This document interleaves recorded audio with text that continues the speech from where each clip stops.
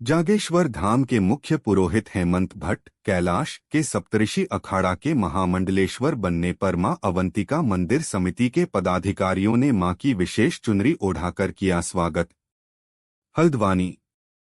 विश्व प्रसिद्ध जागेश्वर धाम के मुख्य पुरोहित पंडित हेमंत भट्ट कैलाश को सप्तऋषि अखाड़ा के महामंडलेश्वर बनाए जाने पर शुभकामनाओं का दौर जारी है। इसी क्रम में मां अवंतिका मंदिर समिति लालकुआ के पदाधिकारियों ने रविवार को उनके हल्द्वानी आवास में पहुंचकर उन्हें शुभकामनाएं देते हुए उनका आशीर्वाद लिया तथा मां की विशेष चुनरी ओढ़ाकर उनका भव्य स्वागत किया। उल्लेखनीय है कि बाबा महाकाल की नगरी उज्जैन में सप्तऋषि अखाड़ा के पवित्र पट्टाभिषेक समारोह में विद्वान जगतगुरुओं द्वारा उनको महामंडलेश्वर पद की उपाधि से विभूषित किया गया है। सनातन धर्म की इस महान उपाधि से सुशोभित होने के बाद से उनके शिष्यों, यजमानों, मित्रजनों, शुभचिंतकों तथा संत महात्माओं की ओर से बधाइयों का दौर जारी है। जागेश्वर धाम के मुख्य पुरोहित हेमंत भट्ट कैलाश को सनातन धर्म के महामंडलेश्वर जैसे उच्च व सम्मानित उपाधि से विभूषित किए जाने पर मां अवंतिका मंदिर के आचार्य पंडित चंद्रशेखर जोशी, समिति के अध्यक्ष पूरन सिंह रजवार, नगर पंचायत अध्यक्ष सुरेंद्र सिंह लोटनी, व्यापार मंडल के उपाध्यक्ष नरेश चौधरी, सभासद भुवन पांडे, युवा समाज सेवी विनय रजवार सहित मां अवंतिका के तमाम आस्थावान भक्तों ने शुभकामनाएं देते हुए महामंडलेश्वर को मां अवंतिका की विशेष चुनरी ओढ़ाकर उनका भव्य स्वागत व सम्मान किया तथा मां अवंतिका के दर्शन का न्योता दिया।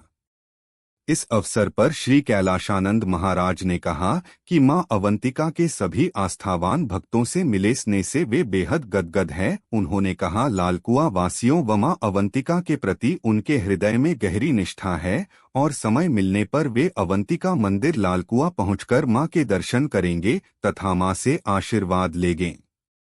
उन्होंने कहा, सनातन धर्म की रक्षा एवं प्रचार प्रसार के अपने पावन उद्देश्य के पथ पर वे निरंतर अग्रसर रहेंगे। सप्तऋषि अखाड़ा के महामंडलेश्वर की उपाधि से सुशोभित किए जाने के पश्चात कैलाशानंद महाराज ने सदैव की तरह सनातन धर्म की मर्यादा एवं शाश्वत मूल्यों के संरक्षण, प्रचार नई ऊर्जा के साथ करते रहने का अपना संकल्प दोहराया। इसके साथ महाराज ने धर्मांतरण रोकने, नए आश्रम व धर्मशालाओं का निर्माण करने, नशा मुक्ति व धार्मिक ज्ञान वर्धन आदि के लिए लगातार कार्य किए जाने व गौ रक्षा का संकल्प भी दोहराया। इस अवसर पर कृष्णचंद्र कांडपाल, आचार्य योगेश जोशी, पंडित अमित भट्ट, पंडित विशाल भट्ट आदि भी मौजूद रहे। रिपोर्ट रमाकांत पंत। और तपस्या, ज्ञान व वैराग्य के बल पर आध्यात्म के प्रति बड़ी गहरी निष्ठा के साथ अपने कर्तव्यों का पालन करते हुए जागेश्वर धाम के मुख्य पुजारी हेमंत भट्ट कैलाश जी अब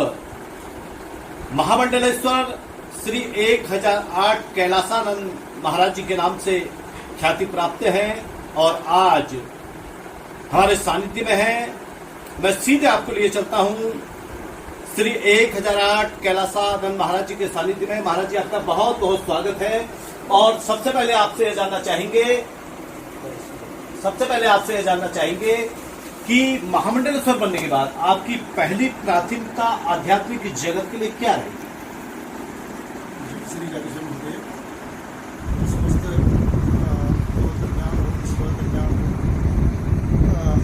महामंडलेश्वर की उपाधि के बाद हमारी एक ही उत्तर जो हमसे दीक्षा दी गई और इसको यहाँ पर नियम महामंडलेश्वर के बाद बताए गए। इसमें हमने विशेष रूप से ये कहा कि जागेश्वर धाम और अन्य क्षेत्रों का हमारे अखाड़े हमने बनाने तैयार करना, जितने भी हमारे उत्तराखंड में धाम हैं सब अखाड़ों का निर्माण करवाना है और संत महात्माओं के लिए कुटिया, अखाड़े और अपना आश्रम के अलावा धर्मशाले जहाँ बने धर्मशालों का निर्माण सबसे मुख्य है और सभी जितने भी हमारे तीर्थ धाम हैं, मंदिर हैं, सभी भगवंतों का आपस में जोड़ना है और संत महात्माओं की सेवा करनी है, ये हमारे प्राथमिकता है। अच्छा, थोड़ा सा आप अपने बारे में बताइएगा कि किस तरह से आपने, क्योंकि आध्यात्म के प्रति आपकी गहरी निष्ठा सदैव रही है और सदैव ही आप महादेव को समर्पित आपकी भक्ति रही है, शिव को शक्ति के प्रति आपका जो गहरी निष्ठा है वो निष्ठा सदैव देखेगी। लेकिन जागेश्वर धाम से लेकर के महामंडलेश्वर तक का जो आपका पथ का सफर रहा, तो इस दौरान की कुछ आपकी जो अनुभव हैं, जो आपके अपने विशेष अनुभव हैं, उनको थोड़ा दर्शकों के बीच में साझा करने की कृपा कीजिए। कब से आप जागेश्वर धाम में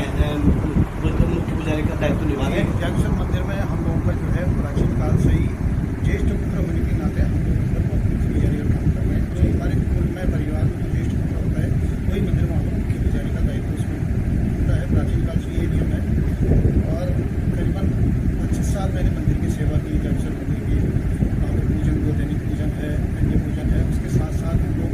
बाहर अपने दिल्ली, बॉम्बे और अन्य राज्यों में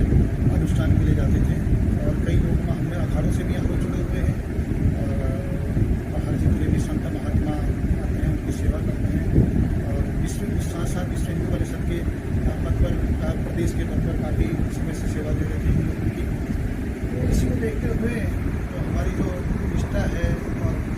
हम लोग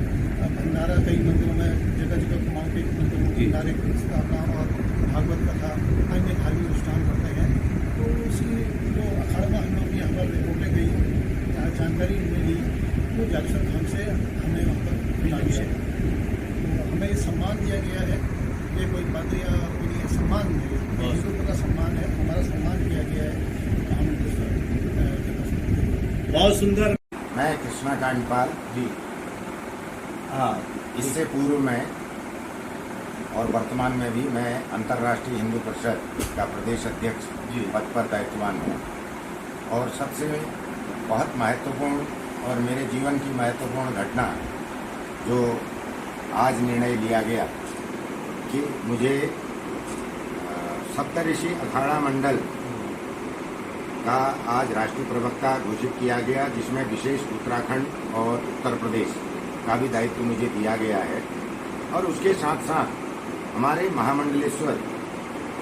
श्रीमान कैलासानंद जी महाराज, जो बचपन बाल्यकाल से एक स्वयंसेवक भी रहे और जिन्होंने हर हमेशा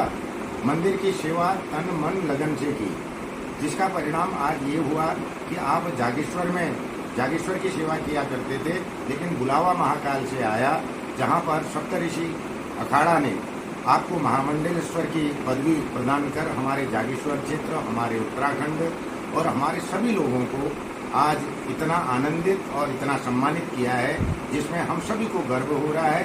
उसके साथ साथ आज मैं भी अपने जीवन को धन्य समझता हूँ कि आपके साथ में काम करने के लिए सप्तऋषि अखाड़ा ने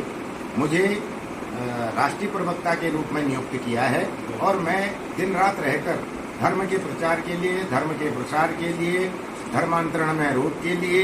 और तमाम जिस किस्म के विधर्मी कार्य हमारे उत्तराखंड और हमारे देश में हो रहे हैं, उनके लिए महामंडलेश्वर जी का आशीर्वाद लेकर सभी चीज़ों के लिए तत्काल प्रभाव से कार्य करेंगे। और उसके साथ साथ जो महामंडलेश्वर जागेश्वर की पदवी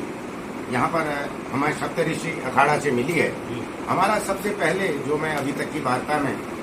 महामंडलेश्वर जी महाराज से जब बात हो रही थी, तो हमारा प्रथम अपना लक्ष्य है कि हम यहाँ पर अखाड़े का निर्माण करें,